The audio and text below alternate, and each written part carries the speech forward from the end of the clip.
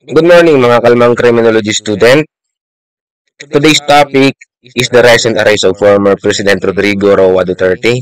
Kasi many people are criticizing General Torre, claiming that he acted improperly by not carrying or immediately presenting the warrant of arrest during the operation. To clarify, I am not taking side with General Torre, no? I am simply explaining the legal basis for how the warrant was served, rather than focusing on how it was executed or whether it was physically carried at the time of arrest.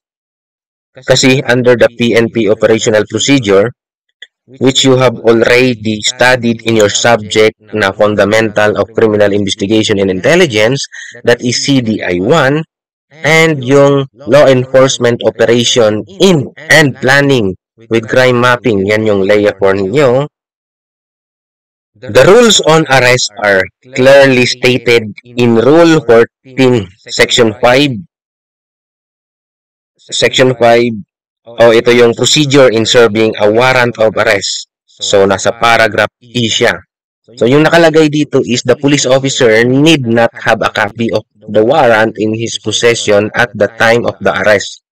If the person arrested so requires, the warrant shall be shown to the arrested person as soon as possible. Ibig sabihin daw, hindi kinakailangang may dalang kopya ng warrant ang pulis sa oras ng pag-aaresto. Kung hihilingin ito ng inaresto, ipapakita ang warrant sa kanya sa lalong madaling panahon.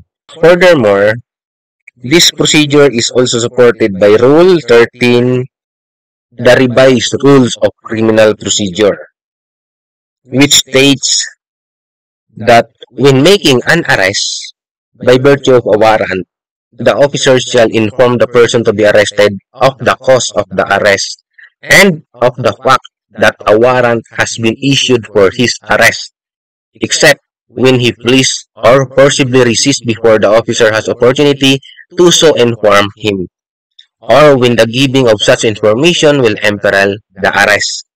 So the officer need not have the warrant in his possession at the time of the arrest, but after the arrest, if the person arrested so requires, the warrant shall be shown to him as soon as practicable.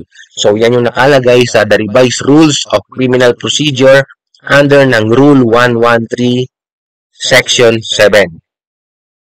So this means that while the arresting officer must inform the person of the reason for the arrest and the existence of the warrant, it is not required for the officer to physically carry the warrant at the moment of arrest. However, if the arrested person requires, the warrant must be shown as soon as possible. So, I hope this explanation clarifies any misconception regarding these issues. So, thank you and God bless.